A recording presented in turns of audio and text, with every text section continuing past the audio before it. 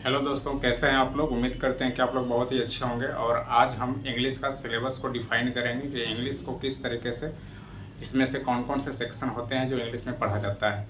तो इंग्लिश जो होता है वो 3 सेक्शन में हम लोग डिवाइड करने वाले हैं। एक इंग्लिश ग्रामर वाले पार्ट, एक वोकैब और एक कम्प्रिहेंशन। उसी को आज हम डिटेल में पहले बताएंगे। उसके बाद कल से हम बेसिक से सारे चीज़ को स्टार्ट करेंगे। आज सिर्फ हम आपको इंट्रोड्यूस करवा देते हैं कि इंग्लिश में क्या क्या पढ़ना है। सिलेबस को हम लोग अच्छे से आज डिफाइन करने वाले हैं। तो आइए बताते हैं कि सिलेबस में क्या क्या पढ़ना है। रुक दो। अब आइए हम इंग्लिश का में क्या क्या सिलेबस है उसको हम अच्छे तरीके से डिफाइन करते हैं। तो इंग्लिश को हम 3 सेक्शन में हम बांटेंगे, 3 सेक्शन में।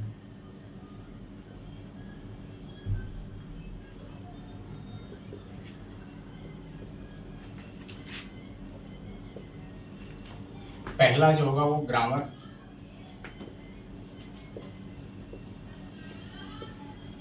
और दूसरा सेक्शन जो होगा वो होगा वोकैब,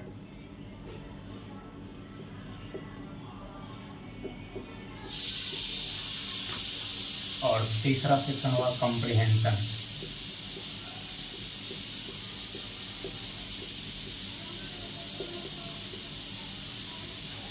थ्री सेक्शन में हम लोग इंग्लिश को डिवाइड करते हैं। पहला ग्रामर, दूसरा वोकैबुलरी, और तीसरा जो होता है कॉम्प्रिहेंशन। तो वोकैब में हम लोग क्या क्या पढ़ते हैं, ग्रामर में क्या क्या पढ़ते हैं, ये भी हम अच्छे से डिफाइन कर देंगे। ग्रामर में आपको पढ़ना है सारा पार्ट्स ऑफ स्पीच,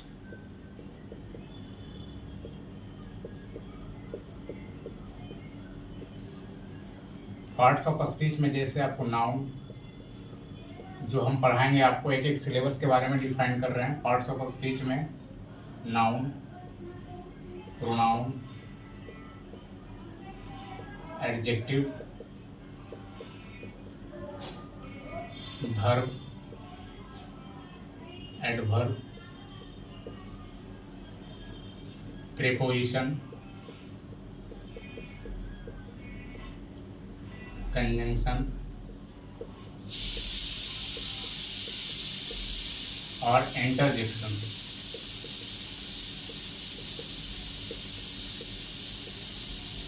तो ये तो हो गए सारे पार्ट्स ऑफ स्पीच। इसके भी अलावा और सारे ग्रामर का जो चैप्टर है वो टेंस है, वॉइस, नरेशन, क्वेश्चन टैग,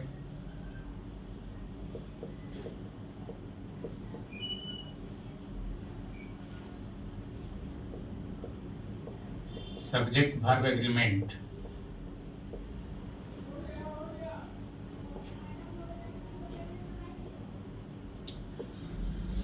ये सारे सिलेबस आपको ग्रामर में पढ़ना है। और वोकैब का जो सेक्शन होता है वो synonyms,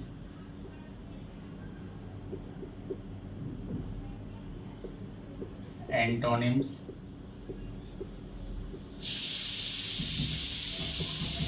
idioms,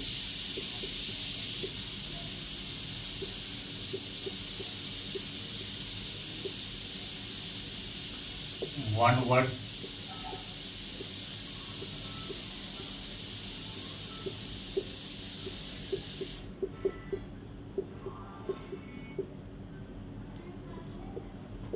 homonym.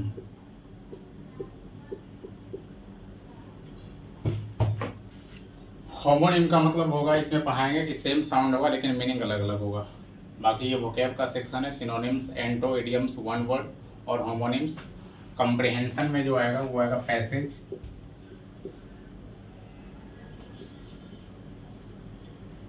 Cloze test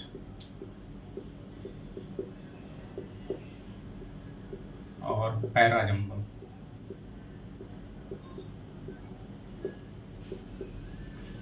ये इंग्लिश का फुल सिलेबस हो गया। और ये तो ये सारे इंग्लिश के सिलेबस हो गए। इंग्लिश का सिलेबस को अच्छे से डिफाइन कर दिए हम लोग। और ग्रामर का सेक्शन, पार्ट्स ऑफ स्पीच, इसमें जो भी थोड़ा मोड़ा जो भी मिस्टेक होगा उसको हम लिख देंगे फिर दोबारा। नाउन, प्रोनाउन, एडजेक्टिव, मेनली जो होता है पार्ट्स ऑफ स्पीच में यही है।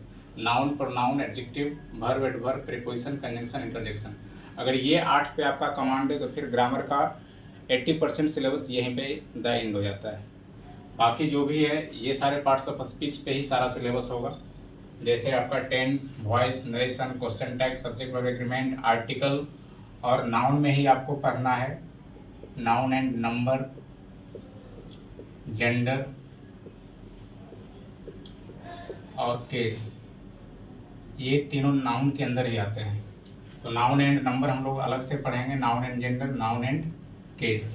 तो ये सारे सिलेबस पार्ट्स ऑफ स्पीच हो गए। Vocab, synonyms, antonyms, idiom and phrase, one word, substitution और होमोनिम, कंप्रिहेंशन में पैसेज, क्लोज टेस्ट और पैराजिम्पल। ये आपका सारा सिलेबस डिफाइन करेगा किसी भी एग्जाम का, all competitive exam for this SSC, bank, सैनिक स्कूल,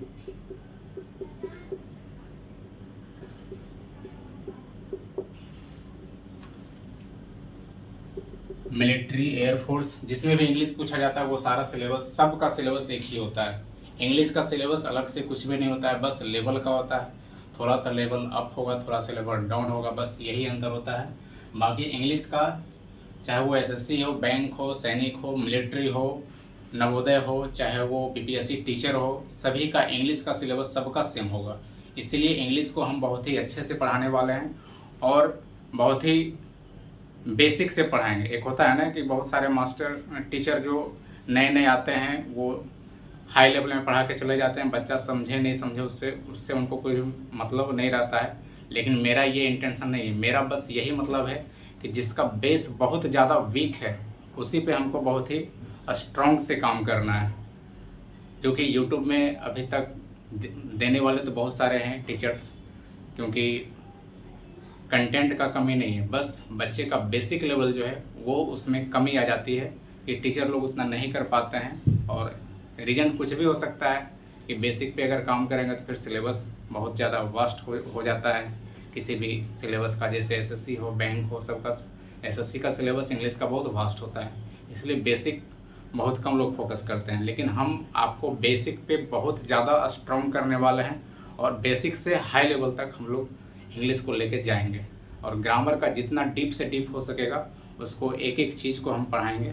और कल से हम स्टार्ट करेंगे सारे सिलेबस जो भी हम लिखे हैं। सबसे पहले हम पार्ट्स ऑफ स्पीच से ही स्टार्ट करेंगे कि इंग्लिश क्या होता है, इंग्लिश लैंग्वेज है, इंग्लिश सब्जेक्ट है, लैंग्वेज से साउंड बनता है, साउंड से फिर लेटर बनता है, लेटर से फिर लेटर का एक ग्रुप जब तैयार होता है तो वो वर्ड बनता है, फिर वर्ड से फ्रेज होता है, फिर फ्रेज से क्लाउज होता है, क्लाउज से फिर सेंटेंस होता है। फिर आपको हम एक एक चीज़ पढ़ाएंगे कि लेटर, टोटल लेटर कितने होते हैं, टोटल साउंड इंग्लिश में कितने होते हैं, टोटल लेटर से वर्ड बनाएंगे तो फिर वर्ड बनेगा, वर्ड को जब एक जगह ग्रुप में करेंगे तो वो फ्रेज बनेगा, क्लाउज, सेंटेंस में सबका डिफरेंस कल समझाएंगे। और फिर इंग्लिश का स्टार्ट कर देंगे फिर सेंटेंस से, क्योंकि जब सेंटेंस जब बताएंगे तो सेंटेंस से ही इंग्लिश का निर्माण हो जाता है।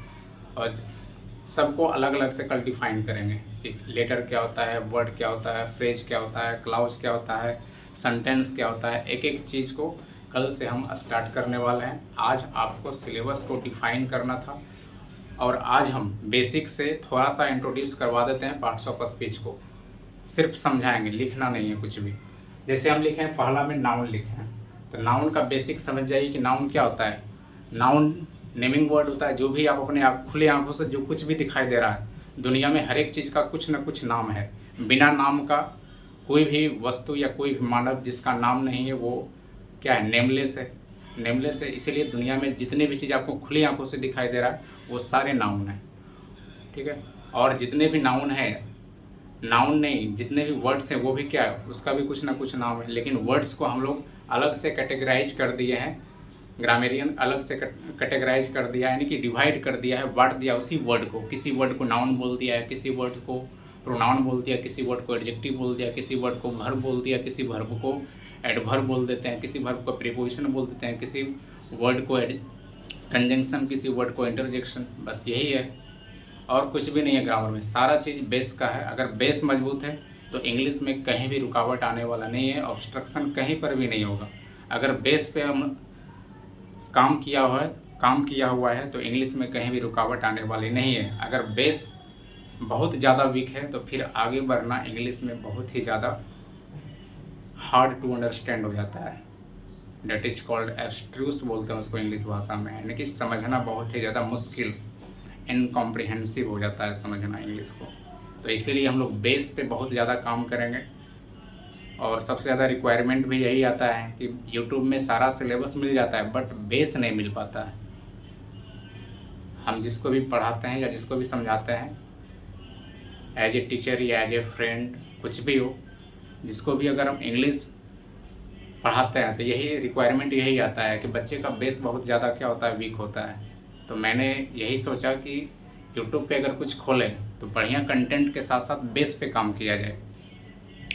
और ये बेस कहीं मिलने वाला भी नहीं है। यूट्यूब पे हम फर्स्ट बार पहले बेस पे ही काम करेंगे, जितना हो सकेगा एज सुन एज पॉसिबल, जितना हो सकेगा हम बेस पे ही काम करेंगे और बेस से फिर हम हाई लेवल पे लेके जाएंगे, चाहे वो किसी भी एग्ज़ाम का हो। सबसे पहले मेरा टारगेट यही होगा, एयरफोर्स होगा, एसएससी होगा, सैनिक होगा, मिलिट्री होगा, जितने भी ऑल कम्पिटिटिव एग्ज़ाम में इंग्लिश पूछे जाते हैं उसी का सिलेबस हम सबसे पहले पढ़ाएंगे। और इंग्लिश तो सबका सेम होता है, पहले ही बोल दिए कि इंग्लिश का सिलेबस सबका सेम होता है, चाहे जो भी हो। All competitive exam in India जो भी होता है उसमें इंग्लिश का सिलेबस सबका सेम होता है, बस वही लेवल का डिफरेंट है। किसी का लेवल लो होता है, किसी का लेवल थोड़ा मॉडरेट होता है, किसी का हाई होता है, बट सिलेबस तो सेम है, कॉन्सेप्ट तो सेम है। इंग्लिश आएगा कहाँ से? सिलेबस से ही आएगा ना। तो सिलेबस को अच्छे ढंग से पढ़ना है और बेस पे काम करना है। अगर बेस मजबूत है फिर हाई लेवल समझने में कोई भी दिक्कत नहीं होने वाला है। और जब हम हैं तो गारंटी लेते हैं कि कोई भी जितना भी ये चैप्टर लिखे हैं ना ग्रामर का, इसमें कहीं भी अगर प्रॉब्लम हो जाएगा तो फिर आप मुझे कमेंट करके बताना, हम उसको इम्प्रूव करेंगे। क्योंकि हम भी अभी ऐसा नहीं है कि हम भी 3-4 साल से मेरे पास एक्सपीरियंस है पढ़ाने का, 5 साल से ज़्यादा होगा पढ़ाने का एक्सपीरियंस। फिर भी अगर कहीं भी त्रुटि होगा तो आप लोग बोलिएगा कि हाँ सर हो। अगर बच्चे होंगे तो सर बोलिए, अगर एज ए सेम एज में होंगे तो दोस्त बोलिएगा कि हाँ। और अगर कोई बड़े होगा समकक्ष, छोटे भी होंगे तो भाई भी बोल सकते हैं, भैया भी बोल सकते हैं, कोई दिक्कत नहीं है। खुल के पूछना है, कुछ भी पूछना है खुल के पूछना है कि हाँ भैया यहाँ पे क्या होगा, हाँ सर यहाँ पे क्या होगा। आप कुछ भी बोलिए, कोई दिक्कत नहीं है, लेकिन हाँ आपको कोई डाउट होना नहीं चाहिए। मेरा मकसद बस सिर्फ यही है कि इंग्लिश पे बेस पे काम करना है और बेस से ही हाई लेवल पे जाना है। मेरा सिर्फ मकसद यही रहा है कि इंग्लिश में जब भी हम पढ़ाने उतरेंगे तो वो छोटा से छोटा बच्चा भी मेरा वीडियो देखे और बड़ा को भी मेरा वीडियो से बेनिफिशियल हो। बस मेरा यही इंटेंशन है इंग्लिश पढ़ाने का, और कोई इंटेंशन नहीं है। नॉलेज को जितना डिस्ट्रीब्यूट करेंगे उतना ही अच्छा होगा। नॉलेज कुछ भी रखने का चीज़ तो है नहीं कि हम रखेंगे कहीं कोने में। तो नॉलेज क्या डिस्ट्रीब्यूट करने का चीज़ है। इसीलिए हम लोग एक प्लान बनाए हैं कि चलो अलग अलग सब्जेक्ट का सारे टीचर हों। सारे टीचर में एबिलिटी है, लेकिन हाँ एबिलिटी के साथ साथ सारे टीचर में सब टीचर तो परफेक्ट नहीं होते हैं। दुनिया में जितने भी टीचर हैं अपने आप में कोई भी टीचर परफेक्ट नहीं होते हैं। हाँ आपके लायक, आपके अकॉर्डिंग परफेक्ट ज़रूर होंगे, क्योंकि आज वो यहाँ खड़ी हैं तो आपसे ज़्यादा वो नॉलेजेबल होंगे। आपके पास उनसे ज़्यादा, आपसे ज़्यादा उनके पास नॉलेज होगा, तभी तो आज वहाँ खड़ी हैं, तभी तो आज वो 2 वर्ड बोल भी पा रहे हैं। नॉलेज होगा तब तो खड़ी हैं। इसीलिए अगर कहीं भी अगर त्रुटि भी होगा तो आप लोग बेहिचक विदाउट हेजिटेशन, हाँ सर यहाँ पे थोड़ा काम कीजिए। चाहे वो साउंड का प्रॉब्लम है, चाहे वो लाइटिंग का प्रॉब्लम हो, तो जहाँ भी प्रॉब्लम होगा थोड़ा मैनेज कीजिएगा आप लोग और खुल के बोलिएगा कि हाँ सर यहाँ पे हमको दिक्कत है, थोड़ा सा इम्प्रूवमेंट की ज़रूरत है, इम्प्रूवमेंट की नीड है। तो आप लोग, ये अपना फैमिली है, अपना प्लेटफॉर्म है, ठीक है। तो विदाउट हेजिटेशन आप लोग बेहतरीन पढ़ाई कीजिए और हम लोग अपना 100% देंगे, इसमें कोई कमी नहीं छोड़ेंगे। जहाँ तक होगा 100% देंगे। और कंटेंट में जब हम पढ़ाएंगे तो आप देखिएगा इंग्लिश का सिलेबस बहुत ही इंटरेस्ट, मज़ा आएगा, बहुत मज़ा आएगा। हम रटाने वाले नहीं हैं, बिल्कुल हम कॉन्सेप्ट से और यूनिक वे में ही पढ़ाएंगे इंग्लिश को। और आज के लिए तो आपको हम बता ही दिए, सिलेबस को डिफ़ाइन कर दिए। फिर कल से हम स्टार्ट करेंगे, नाउन से स्टार्ट करेंगे। जहाँ से नाउन से क्या, इंग्लिश स्टार्ट करेंगे कि इंग्लिश क्या एक भाषा है, लैंग्वेज है, साउंड है। पहले ही ऑलरेडी मैंने आपको बता चुका हूँ कि इंग्लिश लैंग्वेज है, लैंग्वेज से साउंड बनता है, साउंड से लेटर बनता है, लेटर से फिर वर्ड बनता है, वर्ड से फिर क्लाउज बनता है, वर्ड से फिर क्लाउज फ्रेज, और फ्रेज से फिर क्लाउज, क्लाउज से फिर सेंटेंस। सेंटेंस जब मिलेगा सब्जेक्ट वर्ब जैसे ही मिलता है, कॉम्बिनेशन आता है एक साथ, तो वो फिर वहीं से हमारा इंग्लिश का सिलेबस स्टार्ट हो जाएगा। और आज के लिए बस इतना ही, और अगर अच्छा लगे तो वीडियो को आप लोग लाइक एंड सब्सक्राइब ज़रूर कीजिएगा, ठीक है। और जो कि हम लोग का इनक्रेजमेंट बढ़े, आप ही से तो मेरा साहस आएगा कि हाँ, कि बच्चा अगर इनक्रेज होगा, ठीक है, तो हम लोग क्या करेंगे, उस पर मेहनत अच्छे से करेंगे। और आप लोग विदाउट हेजिटेशन आप लोग यहाँ कुछ सीखिए, और हम लोग अपना अच्छा 100% प्रोवाइड करेंगे, चाहे वो कंटेंट हो, चाहे वो पढ़ाई का सिलेबस हो, 100% एंड करेंगे और हर एक चीज़ को अच्छे से डिफाइन करके समझाएंगे। इसमें कोई भी प्रॉब्लम नहीं होने वाला है, इसका गारंटी हम लेते हैं। आप लोग सिर्फ, आप लोग का काम क्या है, मेहनत करना। और एक दूसरे से संपर्क में, अगर मेरा वीडियो अच्छा लगा होगा तो आप लोग सब्सक्राइब कीजिए, शेयर कीजिए, जितना से ज़्यादा शेयर हो आप लोग शेयर कीजिए। आप लोग मेरा इनकरेजमेंट, हम लोग सभी टीचर का इनकरेज बढ़ाइए, बस साहस बढ़ाना है कि हाँ सर आप लोग बहुत मेहनत कर रहे हैं, आप लोग वीडियो बनाइए। हम लोग सभी जितना से ज़्यादा हो सकेगा लाइक, सब्सक्राइब एंड शेयर हम लोग करेंगे। और आप लोग का दायित्व है कि मन से पढ़िए, और हम लोग सभी टीचर 100% देंगे, इसमें कोई हेजिटेशन की बात नहीं है, 100% देंगे। तो आज के लिए इतना ही, फिर हम कल से स्टार्ट करने वाले हैं। जय श्री राधे, जय श्री राम।